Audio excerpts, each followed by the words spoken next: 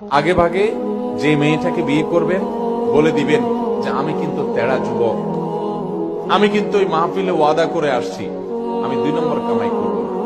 ডাল ভাত খেয়ে থাকা লাগতে পারে, অনেক সময় ডালও থাকবে না, এমনও হতে পারে লবণ ভাত খেয়ে থাকা লাগতে পারে, মরিচ ভাত খেয়ে থাকা লাগতে পারে। রাজি থাকলে আসো, এগুলা কোনো মুখরোচক গল্প শোনাচ্ছি না তোমাকে।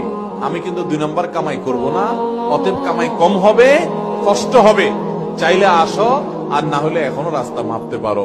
আমাকে আইসা শাড়ি চুড়ির ডিমান্ড দিবা, অন্যান্য চোরদের বউ, ডাকাতদের বউ, দুর্নীতিবাজদের বউ, তারপর রিলিফ চোরদের বউ, হারামখোরদের বউ, তাদের মতো দেখে দেখে কম্পিটিশন করতে পারবা না। তুমি আমার বউ হতে হলে, হালাল খোরের বউ হতে হলে তুমি সকল লোভ ছেড়ে দিয়ে সততার উপরে থাকার নিয়ত করতে হবে, কষ্ট করে চলার নিয়ত করতে হবে। তবে যারা কষ্ট করে চলার নিয়ত করে আল্লাহ তাআলা এদেরকে সবচেয়ে সুখে রাখেন, শুধু আখিরাতে না দুনিয়াতেও।